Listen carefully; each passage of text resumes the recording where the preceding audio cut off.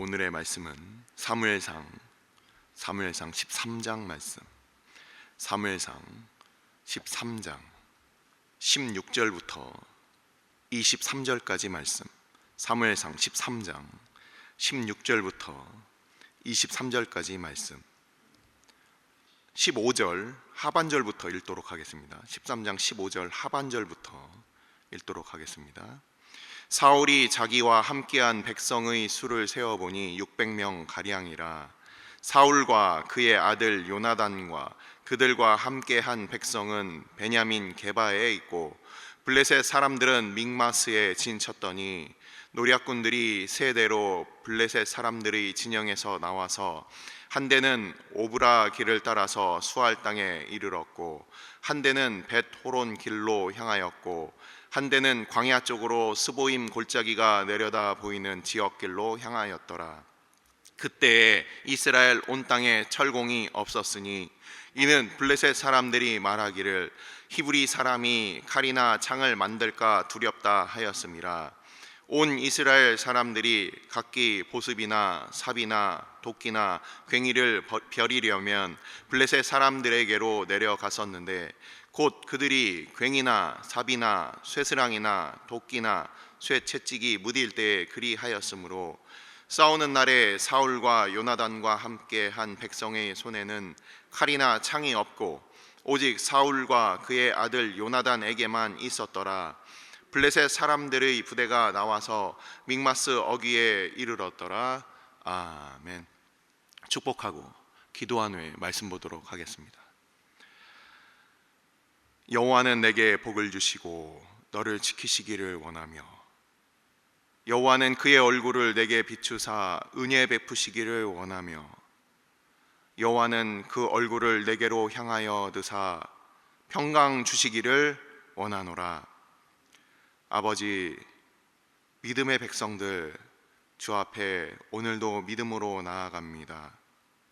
우리의 힘과 우리의 능력을 의지하고 우리의 경험과 지식을 의지해서가 아니라 오직 하나님께서 우리의 방패가 되어 주시며 우리의 피할 바위, 우리의 강한 산성 되심을 믿음으로 주님 앞에 나아왔사오니, 아버지, 그 이전에 살았던 사울의 실패를 우리가 바라보며 우리의 모습을 다시금 하나님의 말씀 앞에 돌아보고 오늘도 믿음으로 싸우는 주의 백성들 다 되게 하여 주옵소서.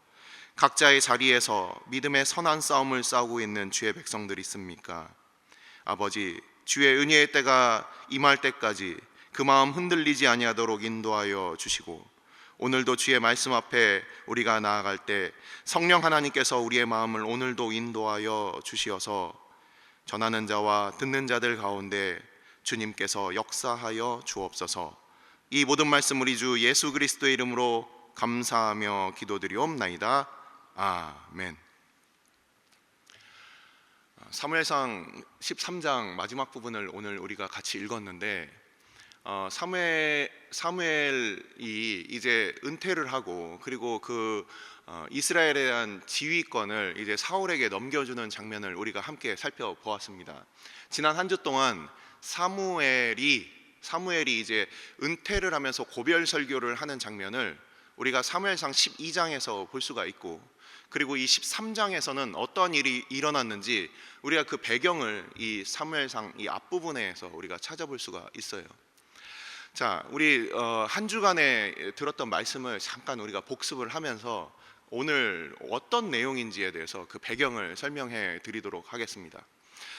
사무엘이 이제 왕을 세워달라고 하는 이 백성들의 그 요구를 이제 암몬 자손 나하스의 그 침공 사건을 통해서 이제 사울이 그들의 실질적인 그 왕으로서 그 이스라엘 백성들을 구원하게 되었고, 이제 사무엘이 그의 이스라엘 백성의 지도권을 이제 넘겨주고 그가 은퇴하는 그런 설교의 장면을 우리는 12장에서 보았습니다. 내용이 어떠한 부분이 있냐면, 그 특징만을 우리가 살펴보면 증언하라라는 말이 나와요. 증언하라. 3절에 나오고 5절에 나오고, 그리고 7절에 변론하자, 이런 내용이 나옵니다. 이 단어들이 법적인 용어예요. 법정에서 쓰는 용어. 우리가 대부분 어떤 따르는 사람들은 이끄는 사람들에 대해서 불만이 있을 수가 있고, 이끄는 사람들은 따르는 사람들에 대해서 불만이 있을 수가 있어요. 그래서 이 교회 내에서도 어떤 리더십의 갈등이 있을 수가 있습니다. 근데 이 사무엘은 자기 자신이 하나님 앞에, 그 법정 앞에 설 테니 너희가 한번 증언을 해봐라. 그리고 너희들도 하나님 앞에서 너희의 모습을 돌아봐라. 하나님 앞에 섰을 때 우리가 단순히 위치와 우리의 어떤 힘의 유무를 따라서 힘이 있을 때는 정의가 되고 힘이 없을 때는 잘못한 것이 되고 이런 게 아니라 하나님 앞에서, 그 말씀 앞에서 너희들을 돌아봐라. 야곱을 하나님께서 그 애굽 땅으로 인도하신 이후에 그 후손들을 이제 가나안 땅으로 인도해서 구원하신 이후에 너희들이 바알과 아스다롯을 섬겼고, 그리고 그 가운데서 하나님 앞에 그렇게 울부짖고 부르짖었을 때 하나님께서 구원을 베푸시지 않았냐. 수많은 그 사람들을 보내셔서 구원하시고 다시 범죄하고 다시 구원하시는 그 사건들이 있었다. 너희들의 지금 모습은 하나님을 버리는 것이냐, 왕을 구하는 것이냐. 왕이라는 제도 자체가 뭔가 불량한 제도였습니까? 그렇지 않습니다. 창세기 35장을 보면 야곱이 다시 베델로 돌아와서 하나님 앞에 단을 쌓을 때, 그때 하나님께서 베델에 나타나셔서 이 야곱에게 말씀을 하셨어요. 너의 허리로부터 왕들이 나올 것이다. 하나님께서 왕들을 훗날 주실 것에 대해서 이미 창세기 35장에 예언을 하셨어요. 왕이라는 제도 자체가 잘못된 것이 아니었습니다. 근데 이들이 왕을 구한 그 동기와 목적이 잘못되었다는 거예요. 눈에 보이는 그 제도, 인간의 제도가 잘 갖추어지면 그러면은 마치 하나님의 은혜가, 구원이, 우리 이스라엘 백성의 그 안녕이 마치 보장되는 것처럼 하나님을 의지하지 않고 인간의 제도를 의지하였다는 것이, 그것이 문제였다는 것입니다. 그런 이 백성들에게 이 사무엘이 어떻게 했습니까? 너희들 가만히 서서 한번 잘 봐라. 지금 밀베는 시기 4월에서 6월 아니냐. 그때는 이스라엘 지역이 다 건조한 시기였는데 그때 무슨 일이 있었습니까? 비와 천둥이 치면서 그때 백성들이 자기들의 추수할 거리들을 이제 다 놓치게 되었어요. 바로 그러한 사건을 통해서 흉작이 될 수 있는 그런 상황들, 하나님께서 그 백성들에게 그 비와 우레를 보여주심으로 인해서 이 백성들이 자기들이 하나님 앞에서 잘못됐다는 그것을 깨닫게 됩니다. 그러면서 사무엘은 뭐라고 마무리를 하고 있습니까? 너희들 위에 왕을 세워줬다. 하지만 이 왕도 절대적인 것이 아니다. 교회에 목사가 있고 장로가 있고 이 수많은 지도자들이 있지만 이들이 하나님 아래에 서지 않을 때는 똑같이 심판받을 것이다. 직분들이 그렇게 많지만 하나님 앞에 서지 않을 때는 심판을 받을 것이다. 이것을 이야기를 하고 있어요.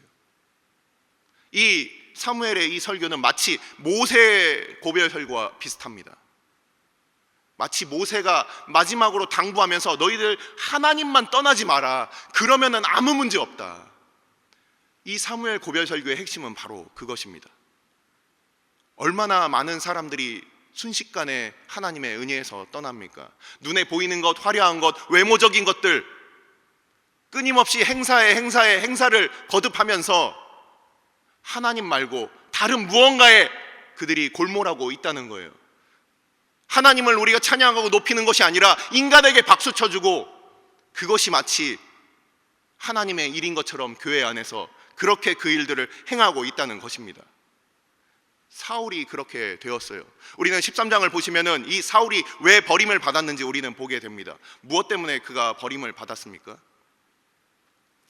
자, 어떠한 배경이 있냐면 이 믹마스라는 곳이 있어요. 오늘 나오는 이 본문에도 나오는 이 믹마스라는 곳이 바로 예루살렘이 있으면 당시엔 여부스 땅이었고, 아직 다윗 때까지 이 예루살렘이 이스라엘 땅이 아니었습니다. 이 예루살렘으로부터 해서 이 위에 베델이 있는데 그 사이에 이 믹마스라는 지역이 있어요. 이 믹마스라는 지역은 군사적으로 굉장히 이곳이 요충지였습니다. 오늘 나와 있는 바와 같이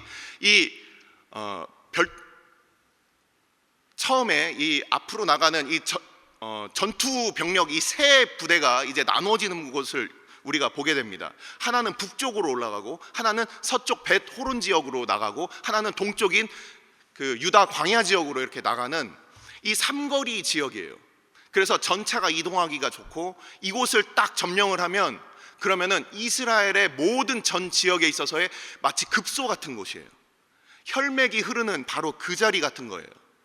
그래서 이 믹마스에 이 블레셋에 이 수비대가 있었다라고 하는데, 이것이 바로 이스라엘에 최종적으로 남아있는, 마지막으로 이 블레셋 사람들이 아직 이스라엘에게 있어서 명목상으로 그들을 통제하고 있다는 거예요. 실제 군대들이 와서 싸우는 그 싸움은 이 미스바에서 우리가 지난번에 살펴보았듯이 사무엘이 이미 한번 그들을 다 밀어낸 후에 더 이상 블레셋 백성들이 이스라엘 경내에 들어와서 싸움을 하지는 못했어요. 하지만 오늘 이 사건은 바로 요나단이 이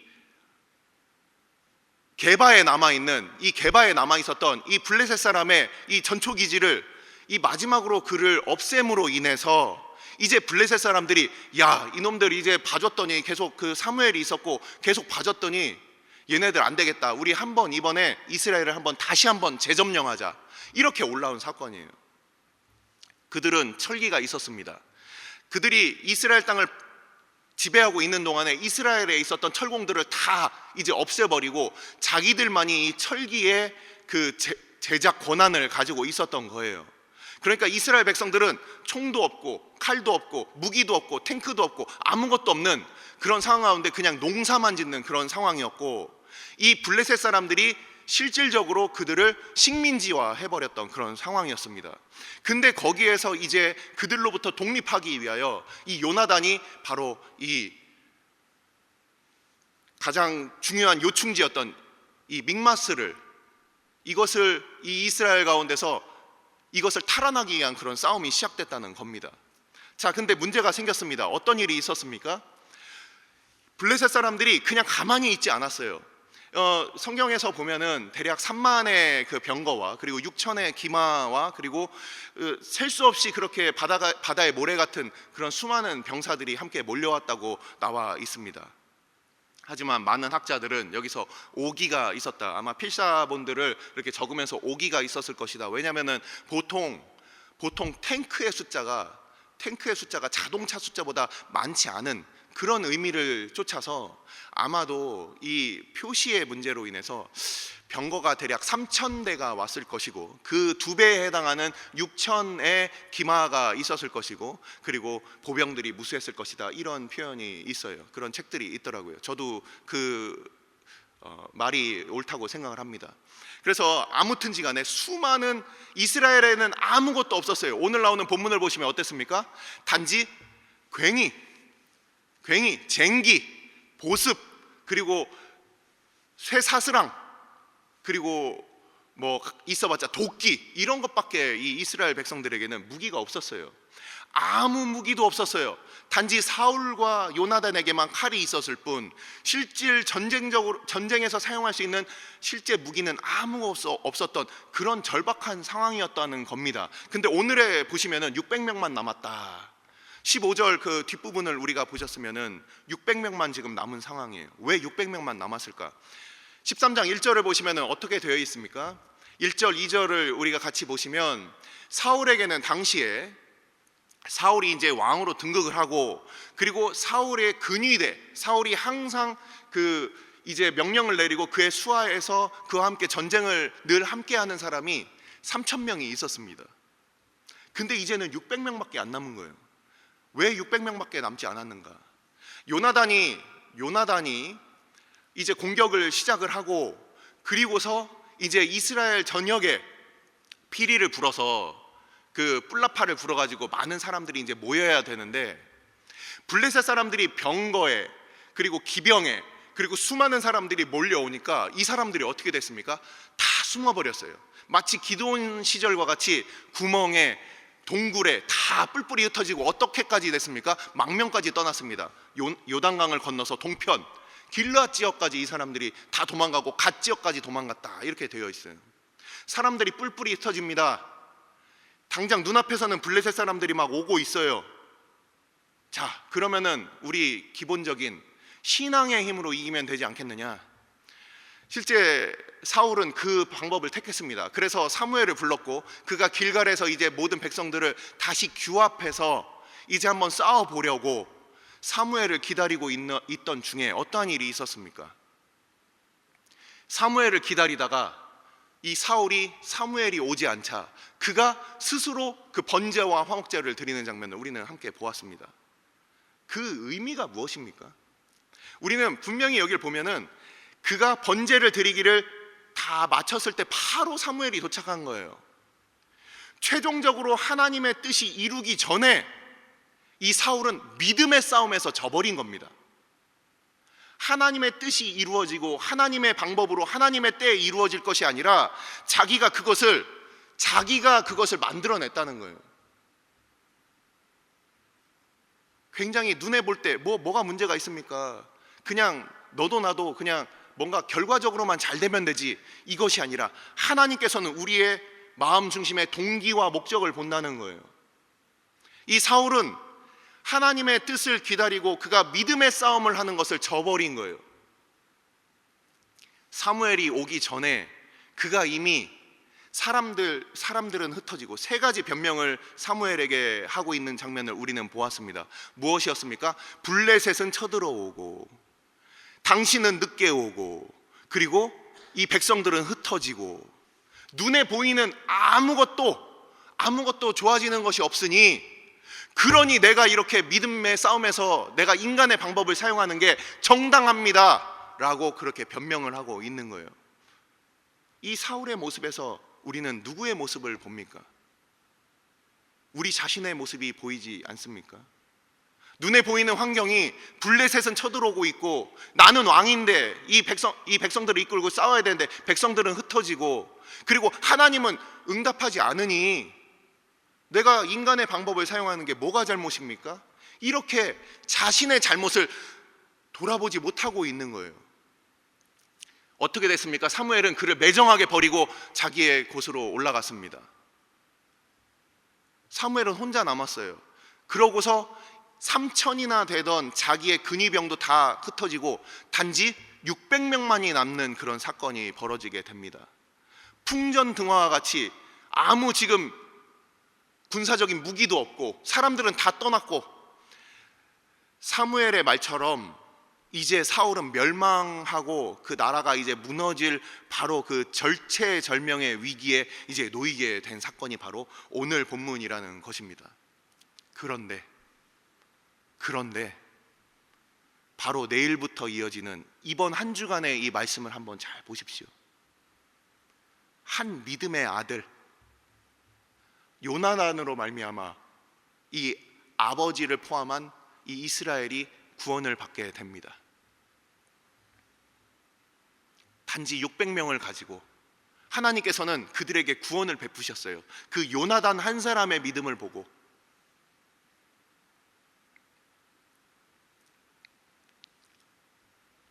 교회에 참된 믿음으로 하나님 앞에 부르짖는 한 사람이 있습니까?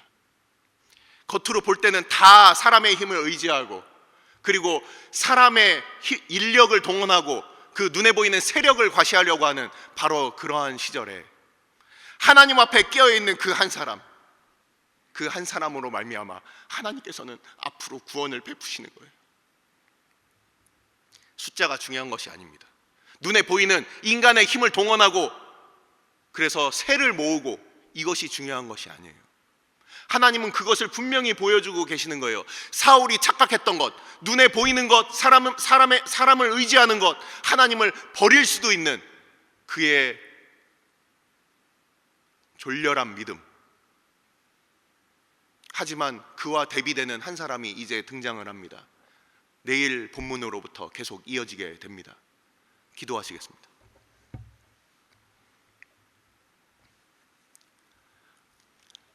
우리가 이 시간 함께 기도할 때 사울이 무엇 때문에 그는 넘어지게 되었습니까? 사울은 하나님 앞에 그가 믿음으로 끝까지 믿음의 선한 싸움을 싸웠어야 할 것인데 그는 블레셋이 쳐들어오고 사무엘은 오지 않고 자기가 원하는 때에 오지 않고 그리고 사람들은 흩어지니 그러니 하나님에 대한 그 믿음을 저버린 거예요. 얼마나 많은 사람들이 환경을 의지하고 있습니까? 얼마나 많은 사람들이 사람의 힘을 의지하고 있습니까? 얼마나 많은 사람들이 하나님을 끝까지 신뢰하지 못하고 있습니까? 어쩌면 사울의 모습은 우리의 모습이 아닙니까? 이스라엘 백성들 하나님 앞에 정당한 요구를 하는 것 같지만 하지만 자기 자신은 하나님 앞에 그 말씀 앞에 서지 못하고 그러한 모습이 우리의 모습은 아닙니까?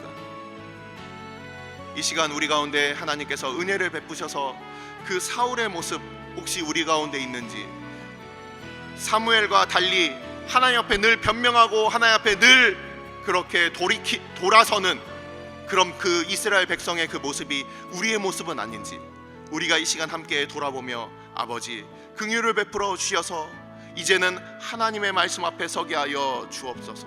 믿음의 선한 싸움을 끝까지 싸우게 하여 주옵소서. 아버지 우리가 사람을 의지하고 우리가 사람을 두려워하는 자들 되지 아니하도록 아버지 우리 가운데 참된 믿음을 허락하여 주옵소서. 요나단과 같이 하나님만을 의지하며 그렇게 싸움터에 나가는 주의 백성 되게 하여 주옵소서. 이 시간 함께 기도하도록 하겠습니다. 아버지께서 주의 백성들 주님께서 인도하여 주시고 주의 백성들 한 사람 한 사람 주님께서 오늘도 불러주셔서 아버지 그 모든 백성들이 하나님 앞에 돌이키며 아버지를 따르지 않을 때 믿음으로 깨어있던 그 한 사람 아버지 그 사람을 통하여 주님께서는 이스라엘 백성들 가운데 구원을 베풀어 주시고 아버지께서 저들 가운데 하나님의 영광을 보이셨던 것처럼 아버지 오늘날 이 땅 가운데도 수많은 아버지 주의 일꾼들 수많은 아버지 주의 말씀의 일꾼들이 있지만 아버지 상황을 바라보고 사람을 바라보고 사람에게 아첨하는 아버지 그러한 자들이 아니라 아버지 오직 하나님을 두려워함으로 주의 말씀을 전하는 주의 백성으로 설 수 있도록 아버지께서 함께하여 주시고 주의 백성들 주님께서 오늘도 주님께서 아버지 저희들 깨어있게 하여 주옵소서. 사람의 힘과 사람의 능력과 사람의 숫자를 의지하지 아니하고 오직 하나님만 바라봤던 그 한 사람 사무엘과 같이 아버지 주님 앞에 오직 하나님만을 섬기기를 바라며 오직 하나님의 말씀과 기도를 아버지 앞에 구했던 아버지 그러한 믿음의 백성과 같이 아버지 오늘도 주님 앞에 우리로 기도하게 하여 주옵소서. 말씀을 가르치게 하여 주옵소서. 우리의 본분을 다하게 하여 주옵소서. 아버지 주의 백성들 주님께서 오늘도 인도하여 주셔서 우리가 사람의 힘과 사람의 능력을 의지하지 아니하고 오직 하나님만을 의지하는 우리들 다 될 수 있도록 아버지께서 함께하여 주시고 우리의 마음과 우리의 생각을 주님께서 오늘도 붙들어 주셔서 오직 주 앞에 서게 하여 주옵소서. 주님의 말씀을 들고 아버지 앞에 나아가게 하여 주옵소서. 아버지께서 주의 백성들 주의 몸된 교회 가운데 오늘도 말씀을 허락하여 주시고 그 말씀 앞에 세워지는 우리들 다 될 수 있도록 아버지 우리에게 있는 것 아무것도 없지만 오직 하나님의 이름으로 아버지 나아가 싸워 승리하는 주의 교회가 되게 하여 주옵소서. 오늘 주일은 특별히 오늘 주일 예배와 주일 사역을 위해 기도하는 날입니다. 이 시간 기도하실 때 오늘 예배가 하나님 기뻐하시며 하나님의 임재가 있는 예배가 되게 해달라고 오늘 강단을 살려주시고 말씀 전하시는 목사님 위에 성령으로 기름 부어 달라고 교회 모든 부서와 섬기시는 일꾼들이 먼저 큰 은혜 누리게 해달라고 계속해서 담임 목사님을 위해 기도해 주시고 함께 동역하시는 장로님들과 교역자들이 사랑으로 하나 되어 온 교회가 성령으로 충만한 가운데 부흥의 역사를 이루게 해달라고 주일 예배와 사역을 위해 합심으로 기도하신 후에 자유롭게 기도하시면 되겠습니다. 이 시간 기도하실 때 먼저 저를 따라해 주시기 바랍니다. 주여 은혜를 베풀어 주옵소서. 주여 은혜를 베풀어 주옵소서. 다 같이 합심으로 기도하시겠습니다.